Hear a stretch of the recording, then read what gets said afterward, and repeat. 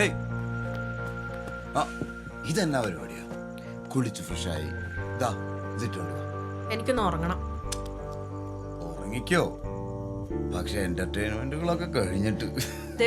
ഇന്ന് എനിക്ക് ഒന്നിനും വയ്യ. അങ്ങനെ പറഞ്ഞ എങ്ങനെയാ? 3-4 ദിവസമായില്ലേ പോയിട്ട്? അവിടെ എന്താ ഭാര്യ ഒന്നിനും സമ്മതിക്കത്തില്ലേ? അതൊരു വഴിപാടല്ലേ മോളെ, അതുപോലാണോ നീ? You are something very hot. വേണ്ട, സുഖിപ്പിക്കണ്ട. എണീറ്റേ ചെല്ലേ, എഴുന്നേൽക്ക്. വിട്. ഇങ്ങോട്ട് എണീറ്റേ. വിവേക്, കുളിച്ച് ഫ്രഷായിട്ട് മടി.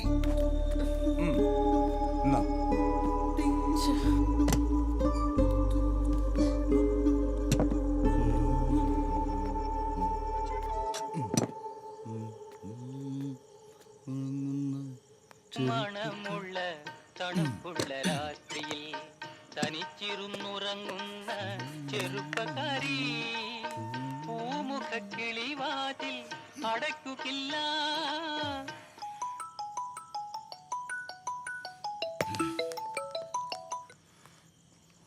ഹലോ വിവേകേട്ടൻ വല്ല ലേഹ്യം പുറത്ത് മറന്നു വെച്ചായിരുന്നോ? എന്നാ ലേഹ്യം അത്? മോളെടുത്ത് കഴിച്ച അവള് തൂറ്റലോട് തൂറ്റല. പാവത്തിന് ഇന്ന് ടോയ്ലറ്റിൽ നിന്ന് ഇറങ്ങാൻ നേരം കിട്ടിയിട്ടില്ല. അമ്മയ്ക്ക് നല്ല സംശയമുണ്ട് കേട്ടോ. വിവേകേട്ടൻ കഴിക്കുന്ന ലേഹ്യമൊക്കെ എന്നാത്തിനുള്ളതാന്ന് എന്നോട് ചോദിച്ചു. ഛേ, ആകെ നാണക്കേടായി. നീ ഒന്ന് ഫോൺ വെച്ചേ. കൂടുതലാണെങ്കിൽ അവളെ വല്ല ഡോക്ടറെ അടുത്ത് കൊണ്ടുപോ. രാവിലെ ഞാൻ കഴിച്ചിട്ട് അലമാരയ്ക്കകത്ത് വെച്ചതാണല്ലോ, പിന്നെ ഏതിലേക്ക് എടുത്താണോ കഴിച്ചത്? ഇനി വെക്കാൻ മറന്നാ?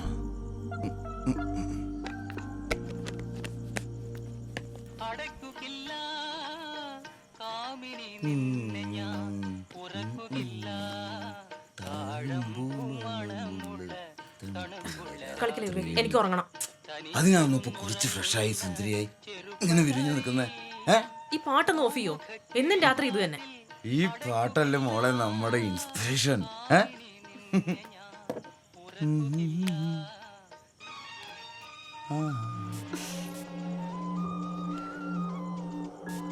ഓ, ഞാൻ എപ്പോഴും പറയുന്നല്ലേ ഈ സ്മെൽ എനിക്ക് ഇഷ്ടമല്ലാന്ന്. ഈ സ്മെല്ലാണ് എന്റെ ഫേവറേറ്റ് ഐറ്റം. നിനക്കതറിയാലോ. ഈ സ്മെല്ലും നിന്റെ ബോഡി സ്മെല്ലും കൂടി ചേരുമ്പോ അതാണ് അതിന്റെ കോമ്പിനേഷൻ. മതി, നിർത്ത് ഭ്രാന്ത്.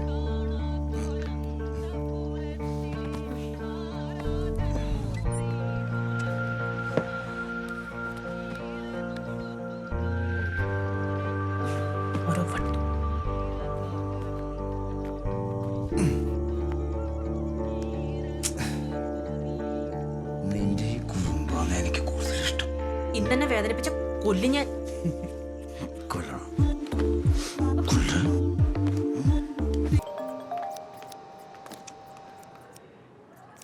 ഹലോ ദിവ്യ, ഞാൻ വിവേകാനന്ദൻ. Hi sir. ദിവ്യയുടെ ഫാദറിന്റെ പേപ്പേഴ്സ് എല്ലാം റെഡി ആയിട്ടുണ്ട്. ഓ താങ്ക് യു സർ. എന്റെ പ്രത്യേക ഇൻട്രസ്റ്റിലാന്നേ പേപ്പേഴ്സ് എല്ലാം എത്ര പേര് ശരിയായത് അറിയാലോ? ആ അറിയാം, വളരെ ഉപകാരം സർ. ഞാനിപ്പോ പാർലറിലാണ്, കുറച്ച് ലേറ്റ് ആവും. നാളെ വന്ന് വാങ്ങിക്കാം. അത് ബൈപ്പാസിലല്ലേ പാർലർ? ഞാൻ എന്തായാലും അവിടേക്ക് വരുന്നുണ്ട്. പേപ്പേഴ്സ് എൻ്റെ ഉണ്ടാവും, നമുക്ക് അവിടെ വെച്ച് കാണാം. അതല്ലേ സൗകര്യം? അയ്യോ സാറിന് ബുദ്ധിമുട്ടാവൂലേ? എന്നാ ബുദ്ധിമുട്ട്? നമുക്ക് കുറച്ച് സംസാരിക്കുകയും ചെയ്യാലോ. ലൊക്കേഷൻ അയച്ചാൽ മതി. Okay sir. ഈ ദിവ്യ ബ്യൂട്ടീഷ്യൻ. ഓ, ദിവ്യ മുരളീധരൻ അല്ലേ? ഇരിക്കൂ, വിളിക്കൂ.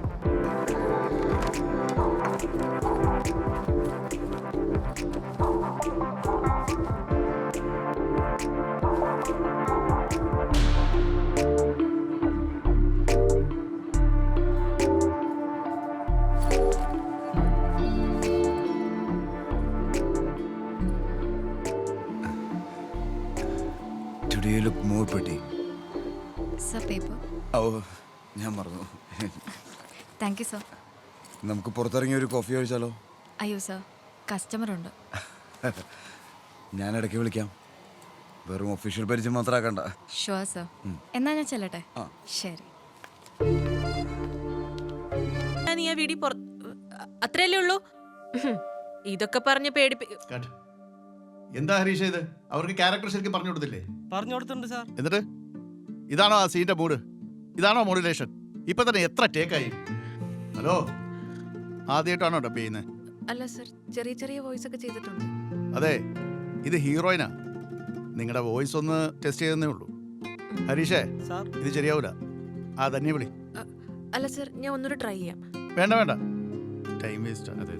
ഹരീഷേ, വേറെ വല്ല ചെറിയ വോയിസ് ഉണ്ടെങ്കിൽ അപ്പം നോക്കാം. ശരി സാർ. അവരോട് പൊക്കേളാൻ പറഞ്ഞു കേട്ടോ.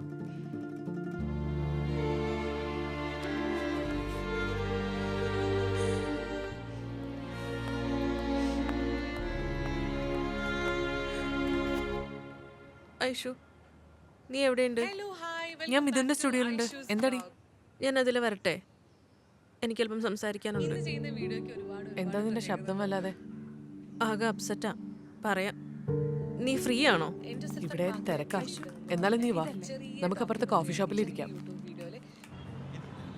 എങ്ങനെയാ പിടിച്ചെന്ന് എനിക്ക് അറിഞ്ഞൂടാ. എല്ലാരും കേൾക്കെ മൈക്കിൽ കൂടെ അയാൾ ഇൻസൾട്ട് ചെയ്തത്. പോട്ടടാ, വിട്ടുകളാ. ഒന്നും അങ്ങോട്ട് ശരിയാവുന്നില്ലല്ലോ ഐഷു. ഈ സമയം കൊണ്ട് വേറെ എന്തെങ്കിലും ജോലിക്ക് പോയാൽ മതിയായിരുന്നു. കോളേജിൽ പഠിക്കുമ്പോൾ മിസ് കൊച്ചിൻ, മിസ് കേരളയ്ക്ക് ബെസ്റ്റ് ഫോട്ടോജനിക് ഫേസ്, എല്ലാവരും കൂടെ ഇപ്പം സിനിമയിൽ ഹീറോയിൻ ആവുമെന്ന് പറഞ്ഞ് പിരികേറ്റി. എത്ര ഓഡീഷന് പോയി, എത്ര പ്രൊഡക്ഷൻ കമ്പനിയിൽ കയറി ഇറങ്ങി. എത്ര നാളായി ശ്രമിക്കുന്നു. നടക്കൂലെന്ന് തോന്നിയപ്പോൾ നിവർത്തികേട് കൊണ്ടാ ഈ ചെറിയ റോളെന്നും പറഞ്ഞ് പോകുന്നത്. 500 1000 എന്ത് കിട്ടിയാലും എനിക്കിപ്പോൾ അത് വലിയ എമൗണ്ടാണ്. മമ്മയ്ക്ക് മരുന്ന് വാങ്ങിക്കാലോ. എൻ്റെ പേഴ്സണൽ കാര്യങ്ങൾ ഞാൻ ആരോടും പറയാറില്ല. നിന്നോടും പറഞ്ഞിട്ടില്ല ഇതുവരെ. ഒരുപാട് പ്രോബ്ലംസ് ഉണ്ട് ഐഷു. പപ്പ ഉണ്ടാക്കി വെച്ച കടങ്ങൾ, മമ്മയുടെ ചികിത്സ, ഇപ്പോൾ ഏറ്റവും വലിയ പ്രോബ്ലം വിവേക. ഏത് വിവേക്?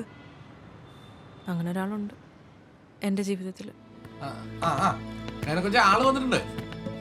സൂക്ഷിച്ച്.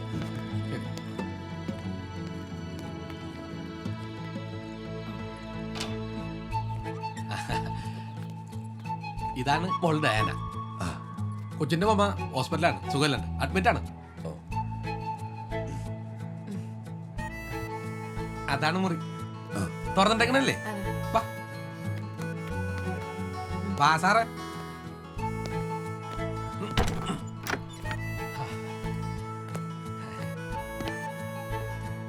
എല്ലാ സൗകര്യം ഉണ്ട് കേട്ടാ.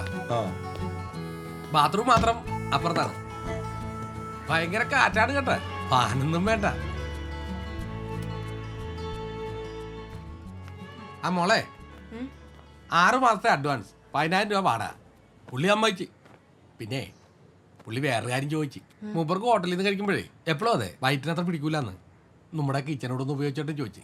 അല്ല, ഭക്ഷണം പുള്ളി വെച്ച് കഴിച്ചോളൂ.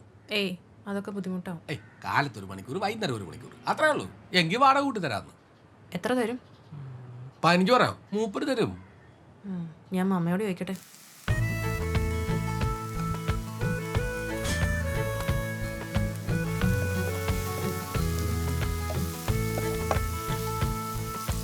ആ ഡാനിക്ക് എന്നാ കഴിക്കാനുണ്ട്? ഹേയ്, ഞാൻ ഉണ്ടായിക്കോളാം. അതെന്നാ ഞാൻ ഉണ്ടാക്കിയാൽ കഴിക്കൂലേ? ഹേയ്, അതുകൊണ്ടല്ല, ഉണ്ടായിക്കോ. ഇത് കഴിയട്ടെ. ആ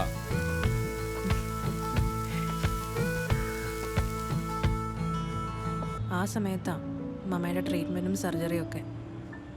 മമ്മ മിക്കപ്പോഴും ഹോസ്പിറ്റലിലാണ്. ഇടയ്ക്ക് ഞാനും അയാളും വീട്ടിൽ ഒറ്റയ്ക്കാവും.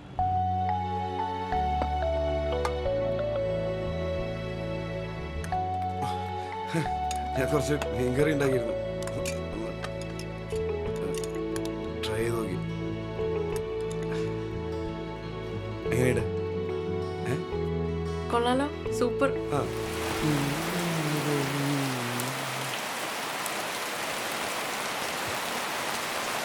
ഓഫീസിലേക്കാണോ? അതെ. മമ്മയ്ക്കിപ്പോൾ എങ്ങനെയുണ്ട്? അങ്ങനെയൊക്കെ തന്നെ. പോരുന്നോ? എപ്പോഴാണ് അയാളോട് ഇഷ്ടം തോന്നി തുടങ്ങിയെന്ന് എനിക്കറിയില്ല. നാട്ടിൽ ഭാര്യയും കുട്ടിയും ഉണ്ടെന്നുള്ള കാര്യം അയാൾ മറച്ചൊന്നും വെച്ചില്ല. ആ ഫ്രാങ്ക്നെസ് തന്നെ ആയിരിക്കും ചിലപ്പോൾ അയാളോട് ഇഷ്ടം തോന്നാനുള്ള കാരണവും. ക്രൈസിസിൻ്റെ സമയത്ത് വലിയ ആശ്വാസമായിരുന്നു അയാളുടെ സപ്പോർട്ടും കെയറും. പലപ്പോഴും ഞാൻ നോക്കുന്നതിനേക്കാൾ നന്നായി അയാൾ അമ്മയെ നോക്കി. അയാളുടെ അമ്മയെ പോലെ തന്നെ. അത് പക്ഷേ അയാൾ ശരിക്കും എക്സ്പ്ലോയിറ്റ് ചെയ്തു. ലിവിങ് ടുഗദർ എന്നൊക്കെ പറഞ്ഞപ്പോൾ ആദ്യം അമ്മയ്ക്ക് കലിപ്പായിരുന്നു. തീരുമാനം എടുക്കുമ്പോൾ പലവട്ടം ആലോചിക്കണമെന്നും അമ്മ പറഞ്ഞതാ. പക്ഷെ ഞാൻ കേട്ടില്ല.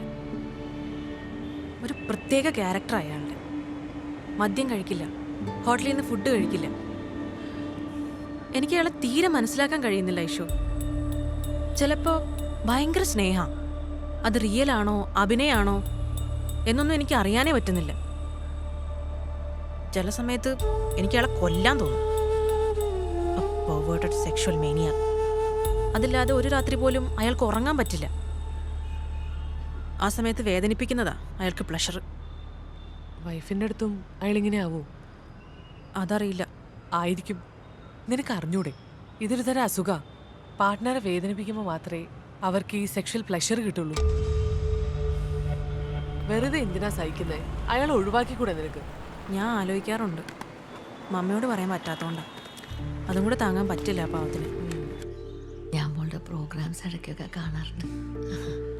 ഇവള് കാണിച്ചു തരും. ആണോ? മമ്മയ്ക്ക് വേറെ ഒന്നും ചെയ്യാനില്ലല്ലോ. കുറെ പാട്ട് കേൾക്കും, പിന്നെ യൂട്യൂബും OTT മൂവീസൊക്കെ. ഞാൻ ഈ സ്റ്റാൻഡിൽ ഫോൺ വെച്ച് കൊടുക്കും. ശരി എന്നാ ഞാൻ ഇറങ്ങട്ടെ മാമ, കുറച്ച് തിരക്കുണ്ട്. ഓക്കെ. എപ്പോ എത്തും പുള്ളിക്കാരൻ? ഓഫീസിൽ നിന്ന് ഇറങ്ങിയ കുറെ ഉത്തേജക മരുന്നുകൾ വാങ്ങി വരും. നീ എനിക്ക് കുറച്ച് ക്യാഷ് തരുമോ? ഒരു 5000. നാളെ മമ്മയുടെ മരുന്ന് വാങ്ങിക്കണം. നല്ല വിലയാ. ഡബിങ് നടന്നെങ്കിൽ ഉണ്ടായിരുന്നേനെ. എല്ലാത്തിനും അയാളോട് ചോദിക്കാൻ ഒരു മടി. ഞാൻ ഇപ്പൊ തന്നെ ഗൂഗിൾ പേ ചെയ്യാം. Don't worry. ഓക്കെ.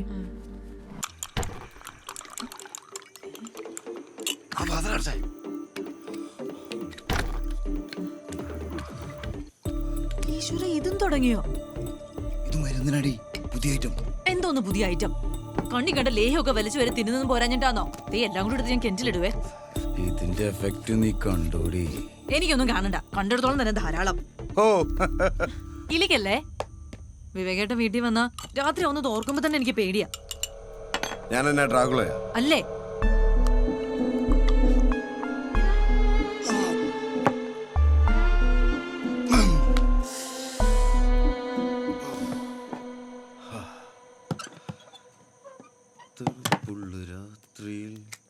വിവേകേട്ടാ, എനിക്ക് മതിയായി ഈ പരിപാടി.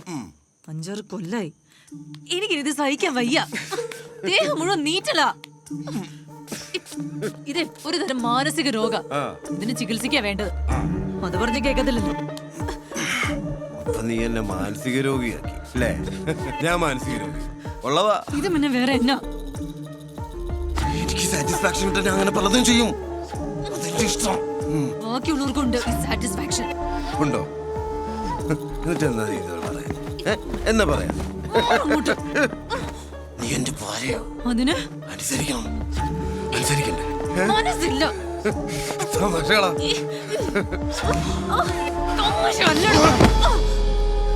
ഇനി അമ്മ വിളിച്ച് ചോദിക്കുമ്പോ മച്ച പൊളിച്ച് താഴെ വീടുതാന്ന് ഞാൻ പറയട്ടെ. മതിയോ?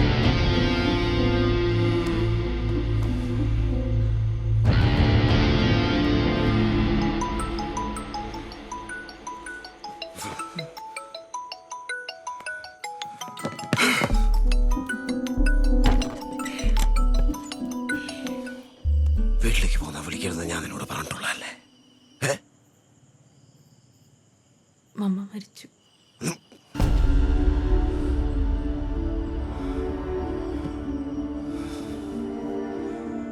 ആരുമില്ല. വിവേകത്തില്ലേ?